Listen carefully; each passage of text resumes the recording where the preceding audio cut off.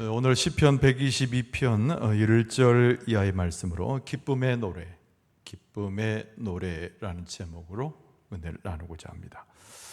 역시 그림 하나 보기죠. 사진이네요. 기도하는 손, 또 맞잡아 있는 손도 눈에 띄고요. 함께 모여있는 성도들의 모습을 묘사한 그런 사진이죠. 교회로 그리스도를 영접하여 예배하여 모인 성도들은 찬송과 기도 속에서 하나를 이루게 됩니다. 하나님 안에서의 한 백성이죠. 시편 122편은요 성전에 올라가는 노래라고 하는 계속 시리즈의 시편의 한 부분입니다만은 도착의 노래 이렇게 알려줍니다. 도착의 노래, 성전에 도착했다는 거죠. 예루살렘 성전에 도착한 하나님의 백성 이스라엘 백성들이 하나님을 찬송하는 노래, 그것이 오늘 본문의 말씀의 핵심입니다. 많은 순례자들이 절기 때마다 하나님의 성전이 있는 예루살렘으로 올라갔다는 것은 우리가 익히 아는 바입니다. 유월절은 가족들과 함께, 나머지 절기는 남자들 중심으로 예루살렘으로 순례자의 길을 재촉했습니다. 우리가 지난 시편에도 보았지만 예루살렘으로 올라가는 길은 하나님의 보호하심이 있어요. 시험과 어려움이 있어도 능히 극복하게 하는 하나님의 능력으로 그 발걸음을 인도하십니다. 그 가운데 순례자들의 마음에는 예루살렘 성전을 그리워하는 아주 고대하는 마음이 그들의 심령에 가득 차게 되지요. 일종의 오늘날로 이야기하면 교회로 올라가는 길입니다. 함께 모여 예배하는 자리를 사모해서 순례의 길을 행하는 우리의 모습을 또 본문의 말씀에서 발견할 수 있습니다. 지난주에 보았던 시편 121편은 하나님을 전적으로 신뢰하는, 어려움 가운데 하나님을 붙드는 이스라엘 백성의 모습을 우리가 확인했었습니다. 그런데 오늘 우리가 읽은 122편은 하나님 앞에서 하나님의 백성들이 함께 어우러져서 예루살렘에서 하나님의 예배를 시작하는 장면을 담고 있습니다. 이 패턴이 계속 몇 번 이어지니까요, 우리가 다음 시편에서도 좀 기대를 할 만합니다. 고난이 있었지만 하나님에 대한 신뢰가 있고, 그리고 하나님의 신뢰로 하나님의 백성된 자의 모습으로 예루살렘으로 올라갈 때 하나님의 승리를 맛본다, 이런 줄기가 계속 이 기조가 이어집니다. 수년 전까지만 해도 제가 여러 번 명절 때마다 부모님을 찾아서 올라갔던 기억이 있습니다. 꽤 먼 거리죠. 여러분 와보셔서 알지만은 이곳 영광에서 부모님 계시던 파주까지는 차로 한 5시간 정도 걸리는 먼 길이옵니다. 그러나 우리 부부가 함께 부모님을 뵈러 가는 길은 고난의 과정이 아니었어요. 힘든 시간이 아니었다는 거죠. 부모님을 뵙고자 하는 기대, 또 마음의 즐거움으로 5시간 걸린 길을 5분 정도 올라가는 기분으로 갔던 기억이 납니다. 우리 부부의 마음 가운데는 기대하는 것이 있어요. 만나게 되면 따뜻하게 우리를 안아주시면서 우리를 반갑게 맞아주는 부모님의 표정을 우리가 기대하면서 올라갔습니다. 부모님이 사셨던 집은 집이 중요한 것이 아니고 우리 부모님이 머물렀던 집이었어요. 그리고 그것은 부모님과 함께하는 우리 부부의 집이기도 했습니다. 순례의 길을 떠나는 이스라엘 백성의 모습을 이에 비할 수 있을까요? 물론 꼭 맞아 떨어지는 것은 아닙니다만은 하나님께 예비하기 위해서 하나님 계신 그 도성에 이스라엘 백성이 이루고자 할 때 기쁨과 즐거움과 기대 가운데 올라갔다는 것이 오늘 본문의 말씀에서 전해지고 있는 시편 기자의 표현입니다. 시편 122편은 1절에서 무엇으로 시작됩니까? 여호와의 집이라는 표현으로 시작이 돼요. 그리고 마지막 구절에도 여호와, 우리 하나님의 집이란 말로 끝맺음을 하고 있습니다. 예루살렘이 왜 이렇게 중요한가? 예루살렘으로 왜 절기 때마다 그들은 올라가기를 소원했는가? 예루살렘에 하나님이 계셨기 때문입니다. 또 예루살렘에는 하나님을 신뢰한 백성들이 모여 있었기 때문이지요. 여러분, 우리가 주일날 아침마다 전쟁을 하는 집안들이 가끔 있을 거예요. 교회 가자고 자녀들을 성화되고 남편을 깨우지만은 결코 녹록지 않은 대답을 들을 때가 있습니다. 내가 그래도 오늘 쉬는 날 아니냐, 내가 늦잠 자는 날인데 왜 나를 깨워? 또는 오늘 스포츠 경기를 봐야 되고 내가 운동하러 가야 되는데 바빠. 또 우리가 이웃 사람에게 증거하고 데려가지고 했을 때 우리는 가족끼리 어울리기를 좋아해요 라고 하는 엉뚱한 답변을 듣기도 합니다. 사람들이 교회에 나와서 예배하는 것에 대해서 즐거워하지 않는 사람들이 의외로 많이 있습니다. 그러나 오늘 본문의 말씀 시편은 예루살렘 성전에 비견해서 오늘 우리가 교회에 올라가는 기쁨으로 어떻게 하나님을 만날 것인가를 우리에게 말씀합니다. 왜 우리가 예루살렘으로 올라가죠? 왜 교회 가운데 예배로 모입니까? 아까도 말씀드린 대로 하나님이 그곳에 계시기 때문이죠. 또 하나님을 믿는 백성들이 모이는 자리이기 때문에 우리는 예루살렘으로, 혹은 우리식으로 이야기하면 교회 예배에 기대를 갖고 기쁨으로 출석하고 함께 모이게 됩니다. 그래서 오늘 시편 122편은 도착의 노래라고 그랬어요. 그러니까 하나님의 집에 이르는 것, 이것은 우리의 의무가 아니라 기쁨으로써 그 집을 찾을 것을 우리에게 권면하는 오늘 본문의 말씀의 시편입니다. 오늘 시편을 살펴보면서 우리가 하나님께로 가는 이유, 또 하나님 앞에 섰을 때 영적 위기 얼마나 큰 것인가를 깨달을 수 있어야 돼요. 축복의 말씀을 드립니다. 오늘 우리가 예배 가운데 모였잖아요. 우리의 삶 자체 여러 번 예배로 모입니다. 예배를 모일 때마다 우리가 하나님을 만나고 하나님과 함께하는 백성들을 만나고, 우리가 억지로 만나고 억지로 시간을 채우는 것이 아니라 하나님이 주시는 하루의 기쁨으로 우리가 함께하고 있는 줄로 믿습니다. 자, 오늘 본문의 말씀 속에서 시편 기자는 우리에게 무엇을 말하냐면 예배를 기대하라는 거예요. 기대하는. 예루살렘 성에서의 하나님께 드리는 예배를 기대하라는 겁니다. 한번 따라서 합시다. 하나님께 드리는 예배를 기대해야 합니다. 오늘 시편 기자 그렇게 이야기한다니까요. 예루살렘 성으로 올라가는 길, 순례자의 길을 걸어가면서 마음 가운데 기대를 품어요. 그리고 그 예루살렘 성에 들어가 하나님의 성전에 이르렀을 때 우리의 마음에 가졌던, 심령에 가졌던 기대의 마음으로 하나님을 만날 것을 요청합니다. 우리에게는 하나님 앞에서 함께 모이잖아요. 이것이 우리의 기대감의 매우 중요한 첫 번째 요소입니다. 오늘 1절 말씀에 보면 사람이 내게 말하기를 여호와의 집에 올라가자 할 때에 내가 기뻐하였도다. 그러니까 순례의 길을 걸어가는 과정, 이것이 오늘 본문의 말씀의 시작의 배경이에요. 아직은 이제 예루살렘에 다 동도하지 못했는데 가까이 갔을 때 지금 시편 기자가 그것을 노래하는 것이 1절의 배경이라는 겁니다. 하나님이 계신 곳, 하나님께서 예배를 받으시는 곳. 여러분, 지난주 시편 121편을 통해서 하나님의 보호하심과 우리를 이끄시는 그의 능력을 신뢰하는 가운데 기쁨을 계속 우리의 마음에 채우고 있는 것입니다. 예루살렘에 도착하자마자, 그리고 성전 앞에 섰을 때, 여러분, 오늘 시편 기자는 마음이 너무 즐겁고 마음에 기대가 차는 거죠. 왜 그래요? 오늘 말씀에 여러 번 반복하지만 예루살렘 성은 하나님의 도성이고, 그것은 하나님의 백성 왕인 다윗의 도성이고, 그것은 예루살렘의 성전이 있어서 하나님 계신 곳이기 때문에 기뻐하게 되고 즐거워하게 되고 기대하게 되는 겁니다. 여러분, 오늘 우리가 예배 가운데 누구를 만나고 있습니까? 우리 아버지 하나님을 만나고 있는 줄로 믿습니다. 이 모습 속에서 우리는 더 기대가 커져요. 그리고 하나님은 한 사람을 부르는 것이 아니라 하나님의 백성들을 전부 하나님의 존전 앞에 모이게 하십니다. 성전이라고 하는 것은, 구약 성경이 이야기하는 예루살렘 성전이라고 하는 것은 당연히 하나님께서 좌정하고 계시고 하나님의 선택한 백성들이 하나님 앞에 모여 있는 소위 약속의 장소가 예루살렘 성전입니다. 그래서 여러분, 주일날이든지 어떤 예배가 있을 때 주변에 있는 사람들을 같이 함께 권유해서 오는 것을 부끄러워해서는 안 돼요.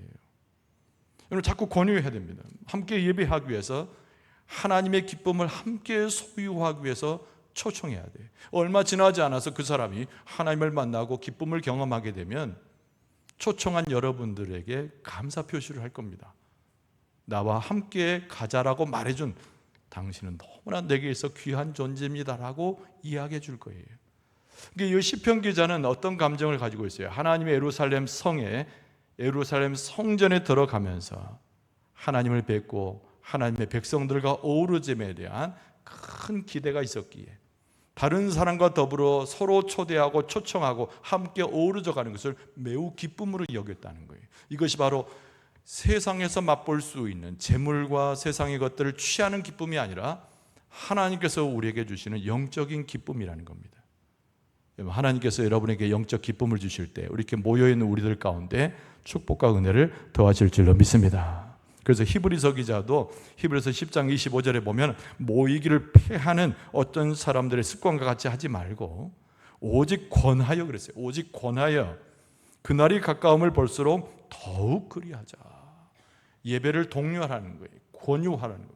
모든 사람들이 예배로 세워져서 하늘에서 주시는 그 축복과 그 기쁨을 맛보게 하라는 권면이 히브리서 기자의 표현이었어요. 여러분, 중요한 것은 우리가 하나님 앞에 나아가면서 그 엄청난 기쁨이 극대화될 수 있다고 하는 그 기쁨을 기대해야 돼요.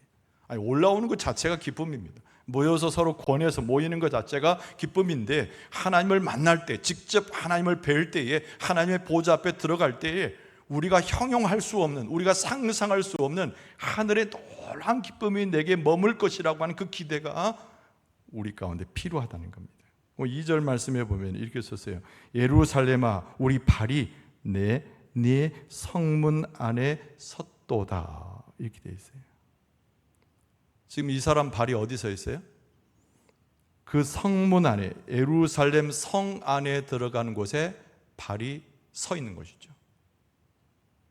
여러분, 옛날 등산 많이 다녔는데 요즘에는 등산을 젊은이들이 잘 안 가서 그러는데, 여러분 산에 올라갈 때 산의 높이하고 상관없이 막 올라가잖아요. 아침 낮에 올라가 가지고 높은 산에 오르게 됩니다. 근데 보통은 아이고 정상에 왔구나, 그리고 바로 뒤돌아서서 산 밑으로 내려오는 사람은 없어요.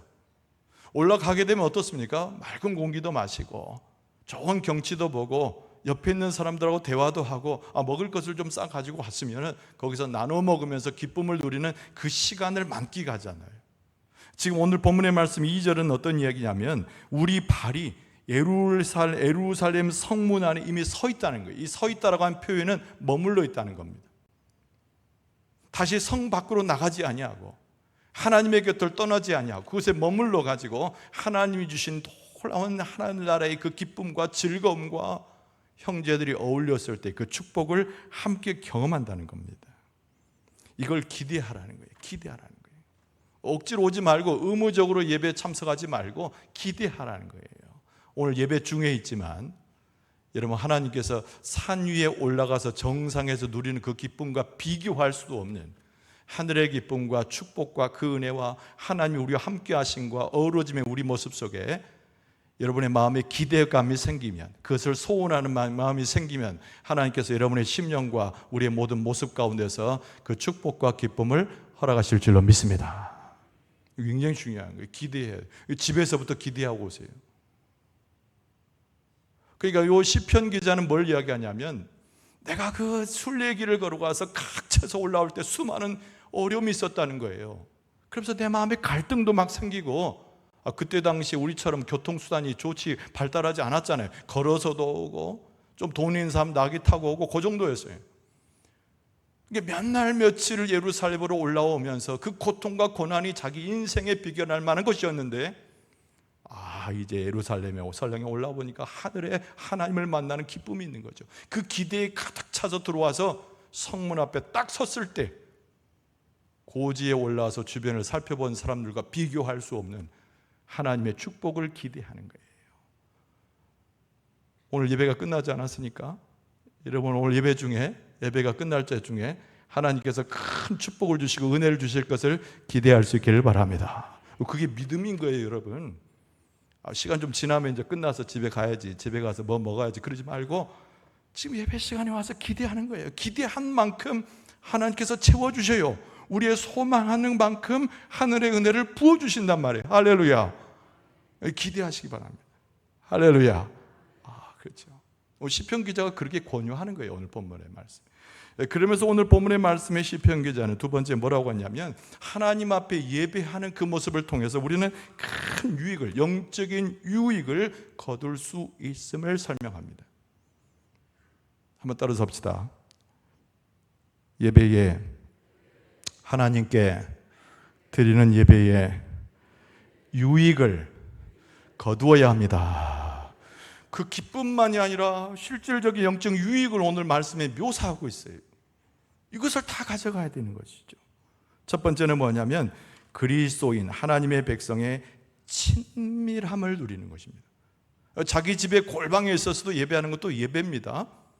혼자 어디 길을 걸어가다가 기도하도 그것이 예배일 수 있지만은 오늘 본문의 말씀의 핵심적인 것은 그 예루살렘으로 애써서 고난을 헤치고 온 백성들이 모여가지고 함께 모이는 모습이 너무 친밀한데 그 자체가 엄청인 영적인 유익과 축복을 가져오는 출발이 된다는 겁니다. 소위 말해서 동료들이죠. 하나님을 한 하나님으로 섬기고 한 하나님의 은혜를 사모하고 그의 말씀을 받은 동료들끼리 모여가지고 그 친밀함이 너무 귀한데 세상에서 알 수 없는 그 놀라운 축복을 거기서 경험하는 겁니다. 그래서 오늘 3절 말씀에 보면은 예루살렘아 너는 잘 짜여진 성읍과 같이 건설되었도다. 근데 요 물리적인 이야기인데 하나님의 예루살렘의 성전이 있는 예루살렘 도성의 물리적 특징을 설명하는 것입니다. 근데 요 얘기가 구태여 나와서 뭐 하겠어요? 의미가 있는 것이지요. 잘 짜여진 성읍, 이것이 예루살렘 성이라고 말하는 겁니다. 예루살렘 성은 해발 600m 고지의 높은 곳에 있어요. 그래서 산과 같습니다. 이게 주변의 한계가 자연에 의해서 제한이 되어서 땅을 확장할 수 있는 곳이 아닙니다. 집을 많이 지을 수 있는 것도 아니에요. 많은 사람들이 운집해서 살 수 있는 도성이 아닙니다. 그런데 여러분, 예루살렘 도성의 특징은 뭐냐면 확장할 수도 없고 자연지형에 의해서 제한되어 있기 때문에 오히려 집들이 서로 빽빽하게 연결되어져 가지고 한 동네처럼 한 집안 식구처럼 모여있는 것이 예루살렘 도성의 지형적 특성, 물리적 특성이란 말입니다. 시인은 무슨 얘기를 하고 있어요? 하나님 앞에 나와 있는 신앙의 동료, 하나님의 백성은 이와 같이 서로 상호 연결돼 가지고 떨어질라 떠들 수 없는 어깨와 어깨를 맞이하고 부둥켜 하는 모습으로 하나님 안에서 친밀한 교제를 한다는 겁니다. 시편 133편에 보면 다윗이 노래했잖아요. 보라, 형제가 연합하여 동거함이 어찌 그리 선하고 아름다운고. 그러니까 우리는 친밀함을 경험하는 거예요. 하나님 앞에서 예배하면서 친밀함을 경험하는 겁니다. 여러분, 옆에 있는 분 사랑하시는 줄 믿습니다. 사랑하시죠? 가까워질수록 좋으시죠? 다음엔 떨어져 있지 말고 어깨를 붙여가지고. 이 친밀함, 마음의 친밀함, 영적인 친밀함, 물리적으로 실제로 친밀함.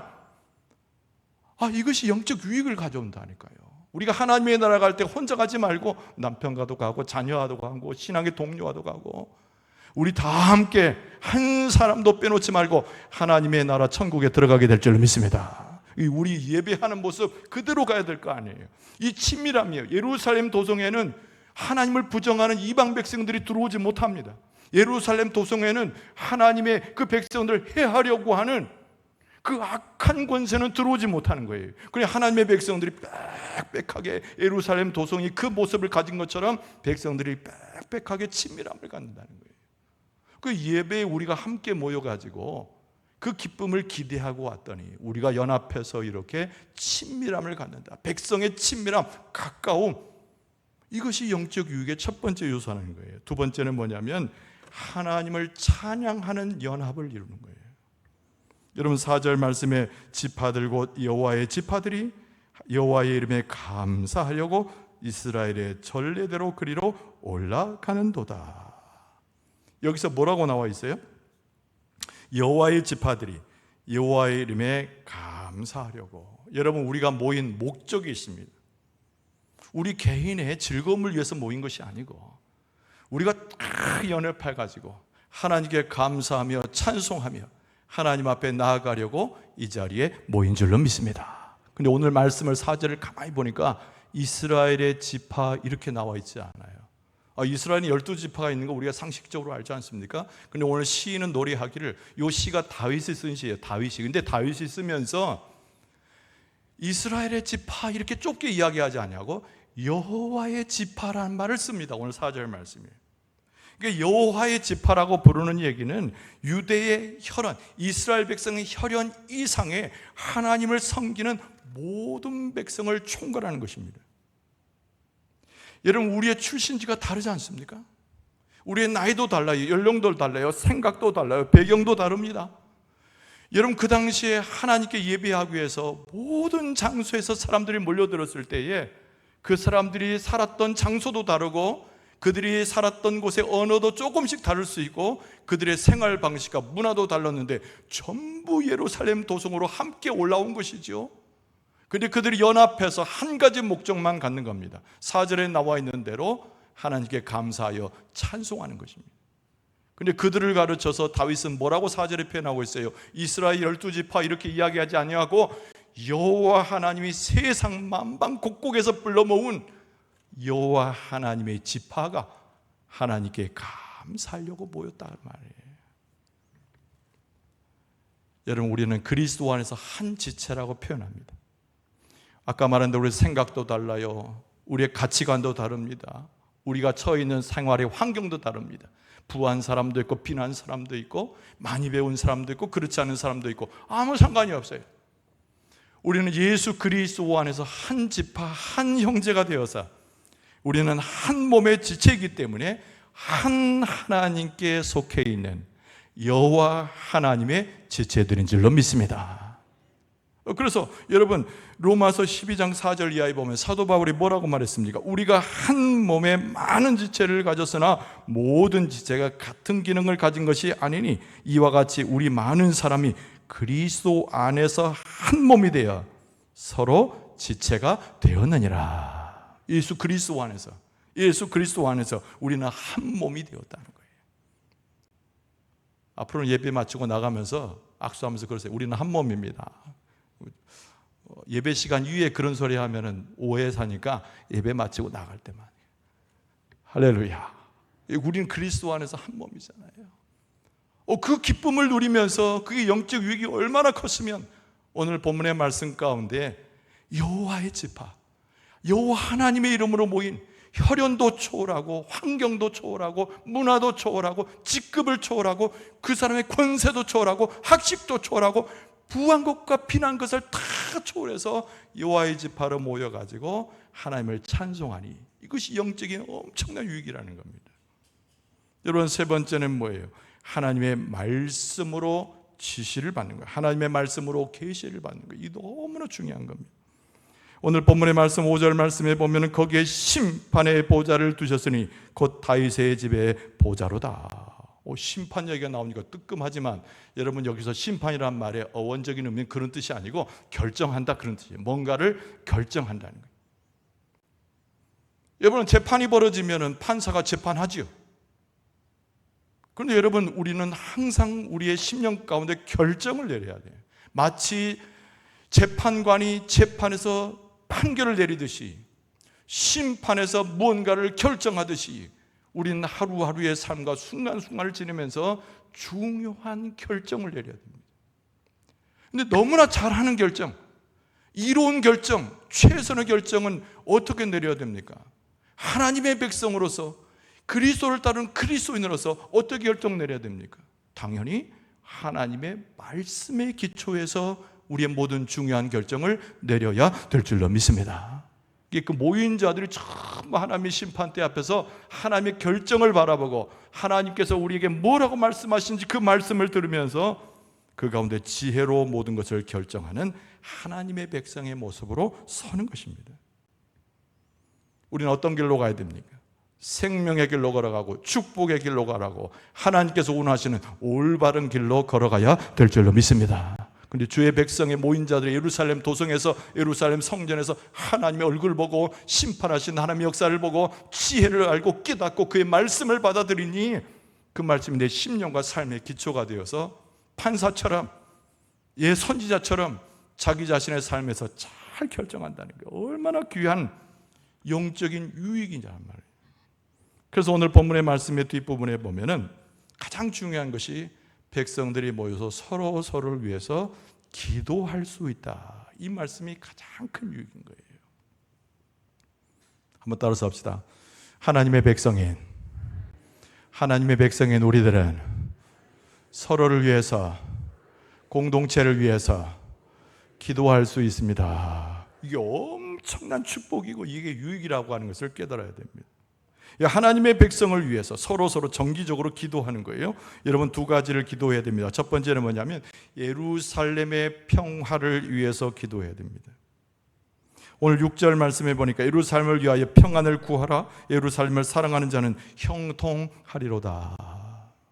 예루살렘이란 말 있잖아요. 도성 이름인데 뒤에 살렘이란 말이 샬롬하고 똑같은 말입니다. 샬롬이 평화, 평안, 평강 그런 뜻이잖아요. 예루살렘은 하나님의 도성이 될 수밖에 없었던 것이 하나님의 평안을 선포하는 곳이기 때문에, 하나님의 평강을 축복으로 기도할 수 있는 거기 때문에, 이스라엘 백성들이 모여가지고 예루살렘 도성은 하나님의 도성이니, 하나님의 성전이 있는 곳이니, 하나님의 보좌가 있는 곳이니 여기에 이르는 도성을 위해서, 그 평안을 위해서 기도하라는 거죠. 하나님의 평안을 이루기 위해서 기도하라는 겁니다. 여러분 교회 예배로 모였어요. 우린 교회 예배의 입으로 하나님께 섬기는 자로 모였습니다. 무엇을 위해서 기도해야 됩니까? 영광중앙교회의 평안을 위해서 기도해야 될 줄로 믿습니다. 여러분 사도행전 2장에 보면은 초대교인들이 막 모여가지고 옹기종기 모여가지고 잘 사는 이야기가 나와요. 서로 유무상통합니다. 네 것을 내 것 나누지 않고 서로 것을 아껴줍니다. 떡을 떼요. 그리스도의 이름으로 성찬식을 베푸고 가난한 자를 구제하고 함께 모여가지고 하나님을 지극히 찬미하는 공동체의 모습이 사도행전 2장에 나옵니다. 그것이 교회를 위해서 평안을 비는 초대교인들이 기도에 성공했기 때문에 하나님께서 그 공동체 가운데 축복과 은혜를 주신 줄로 믿습니다. 우리가 서로 대할 때마다, 예배 시간에 함께 할 때마다 예루살렘의 평안을 위해서 기도하라, 이 말씀을 들은 순간 우리는 교회의 평안을 위해서 초대교회 모습처럼 우리 교회가 하나님의 축복을 받기 위해서 기도해야 되는 거예요. 우리가 기도할 때 하늘의 축복을 우리 교회 가운데 내리셔서 초대교회를 뛰어넘을 만한 하나님의 은혜와 축복을 더하실 줄로 믿습니다. 두 번째 기도 제목이 하나 더 있는데 그것이 뭐냐면 형제 자매를 위해서 직접 기도하라는 말씀이에요. 오늘 본문의 말씀 8절과 9절에 보면 내가 내 형제와 친구를 위하여 이제 말하리니 네 가운데 평안이 있을지어다. 여호와 우리 하나님의 집을 위하여 내가 너를 위하여 복을 구하리로다. 여러분 제일 중요한 이 기도는 형제 자매를 위해서 기도하는 것입니다. 우리 형제자매는 그냥 형제자매가 아니잖아요. 예루살렘 도성에 지금 다 모여있는 이스라엘 백성들, 그리고 하나님의 여호와의 지파의 모든 사람들을 한번 상상해 보시란 말입니다. 거기에 모여있는 사람들이 함께 우러지면서 당신은 한 번도 본 적이 없어, 오늘 처음 봤지만 하나님 안에서 나의 형제요, 하나님 안에서 나의 자매요, 형제 안에서 우리는 친구요, 우리는 동료요, 그리고 하나님의 이름을 부르는 백성이라는 겁니다. 근데 그것이 단순한 입술로만 인정하는 것이 아니라 서로를 위해서 주의 이름으로 기도하는 모습을 가지라는 겁니다.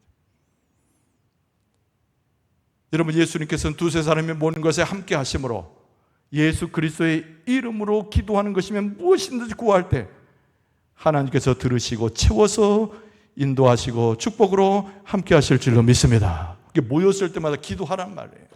자기 자신을 위해서 기도하는 것도 중요하지만은 내 옆에 있는 형제와 자매를 위해서, 내가 함께 천국 갈 때까지 같이 동행할 우리 성도를 위해서, 친구와 이웃들을 위해서 기도하라는 겁니다. 그 주의 이름으로 기도하게 되면 하나님께서 들으시고 축복을 내리시고 그 기도의 대상자도 온유하게 하시고 복을 내리실 뿐만 아니라 그 복이 다 갑절로 나와 내 가정과 자녀들에게 임하게 될 줄로 믿습니다. 이게 원리의 성경의 원리란 말입니다. 그래서 오늘 시편 기자는 하나님의 도성에 모인 주의 백성들 최고의 유익은 예루살렘 도성의 평안을 위해서, 곧 교회를 위해서, 그리고 형제 자매와 모든 소송에 있는 사람들을 위해서 기도하는 것이 최고의 유익이고 그것을 보시는 하나님께서 축복을 내리신다고 말씀하고 있습니다. 오늘 말씀을 정리하면 이런 것들이에요.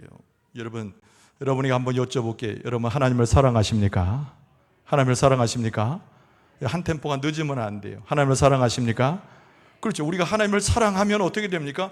내 형제를 사랑하게 되어 있습니다. 내 형제를 사랑하면 어떻게 되어 있습니까? 내 형제 자매와 더불어 하나님 앞에 예배하게 되어 있습니다. 그것도 억지로 하는 예배가 아니라 기쁨으로 하는 예배, 자발적인 예배, 하나님을 높이는 예배를 드리게 되어 있습니다. 우리는 서로 달라요. 서로 틀리단 말이에요. 그 인정해야 됩니다. 근데 우리는 누구의 이름으로 하나가 될 수 있습니까? 주 예수 그리스도의 이름으로 하나가 될 줄로 믿습니다. 우리 아버지 하나님은 위대한 하나님이세요. 그래서 예배하면 받으시고 기도하면 들으시는 분이에요. 여러분, 하루를 시작할 때 음식 없이 하루를 시작할 수 있습니까? 똑같은 이치예요. 우리가 영적인 양식 없이, 하나님께 예배함이 없이, 예수 그리스도의 은총 없이 우리가 어떻게 하루의 삶을 살며 우리의 삶을 살아갈 수 있습니까? 하나님을 사랑하여 예루살렘 도성에 모인 이 이스라엘 백성들이 하나님을 기대하고 축복을 받은 것처럼 하나님께서 우리에게도 동일한 기대의 마음과 축복을 허락해 주실 줄로 믿습니다. 다시 한번 주를 높이는 가운데 함께 모인 우리들을 돌아보아 예배에 성공하고 하나님의 축복의 삶을 살아갈 수 있는 여러분과 저의 모든 모습이 될 수 있기를 주의 이름으로 축원합니다. 이 시간 우리 합심해서